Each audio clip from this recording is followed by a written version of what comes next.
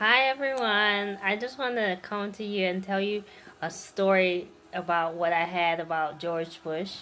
Hi George, how are you today? But anyway, I'm going to tell the world about the story, a short story. But anyway, it was 2013 when I got kicked out of my apartment. Well, I didn't get kicked out of my apartment. I kind of quit my job, and I was going to get kicked out of my apartment. And was it 2013? 5 years ago, and I was at home, and I kind of quit my job because I wasn't feeling good mentally because I have a mental illness. But anyway, um, it was late at night. I was laying in the bed and I was having this mental illness. The illness was flaring up, and my lights were turned off. My lights were turned off in my home because I didn't pay my bills. But anyway, it was at night, and it was very dark at night, and my apartment was dark. So you can imagine how dark it was, not having any lights or water really in the home. But anyway, I God had me get up even though I wasn't feeling well. It was like 2 or 3 o'clock in the morning, and God had me pray for George Bush. He said, "Get up, heaven, go pray for George Bush." So I went into the living room. I ran into the living room, and I felt something in my belly.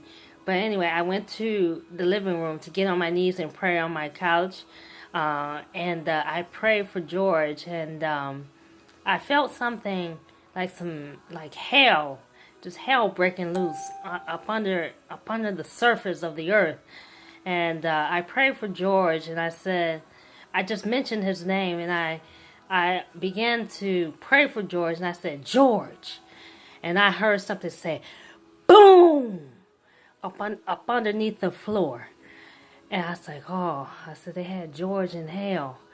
They had him in hell after 9/11, because they said that it was George Bush's fault for 9/11." But I didn't feel that it was George Bush's fault after 9/11 because those demons, those 1,000-year demons, like it says in the Bible, those 1,000-year demons that come from hell for that 1,000 years, did that in the 9/11. But when I was praying for Dre, I prayed probably like for 5 or 10 minutes.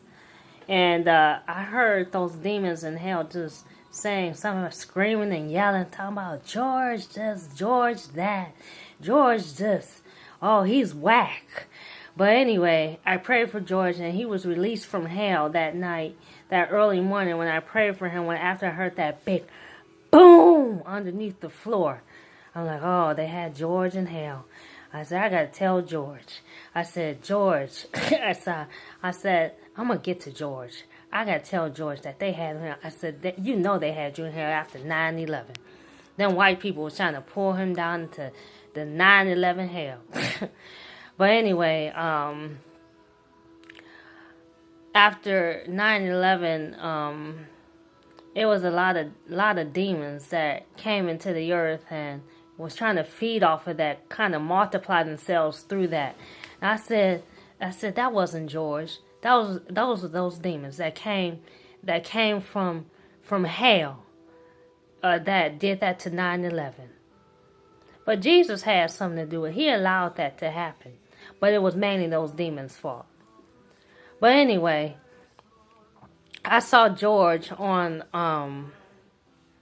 a plane on TV, and he was on the plane.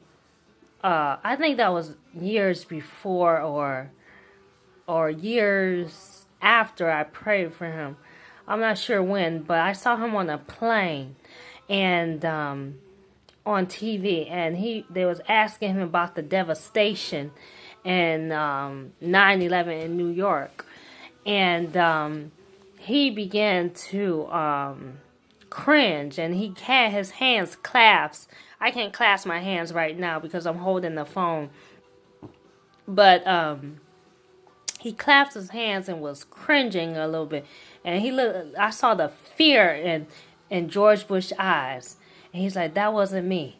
That wasn't me. I'm sure George was feeling so bad after that 9/11. I saw the look in his eyes on that plane, and I said, George, you didn't do that. George, I know you. You didn't do that. And the Lord knows you. You didn't do that. It was those demons' fault. I watched them demons from the day I began to come out my mother's womb, from to this day forward. But George didn't do that. He didn't do that in the 9/11. Those demons did that. And George, I'm gonna get back to the plane, but he clasped his hands and he was cringing, and they was asking about 9/11, trying to rub it in his face, and I was just like, George didn't do that. And I said, George, you're going to escape that. I said, I'm going to pray for George. Even though George messed with me after Fame Canada, I still forgave George, and I still was able to pray for him and help him escape hell. But I hope you're listening to this message, George, and the Lord saved you from hell and from them demons having you in hell. But I praise God for you, George, and for the prayers of the people, and for all those that always liked you, George, because you are a sweet man. You are an innocent man. I said they had innocent George in hell. I said, my little George. I said, my little George. I said, you're not going to have my George in hell no more. I said, I'm going to save George. So I saved him, prayed for him, and now he's in heaven today. He's in heaven on earth today, right along with his wife, Laura. With his beautiful wife, Laura. Pure wife, virgin wife, Laura. And, but when he was on that plane, I said, George didn't do that. And I said, George, I said, they need to leave George alone. But anyway, I just want to share that message with you and just let you know that George is an innocent man. And that's St. George. That's George of the Bible. Mr. George. St. George of the Bible.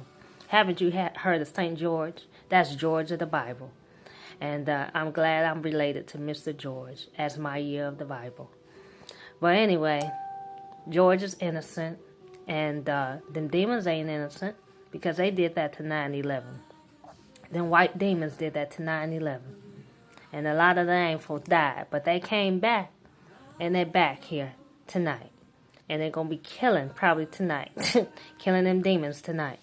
And doing something that they ain't got no business doing by doing the same thing that they did to them in the 9/11.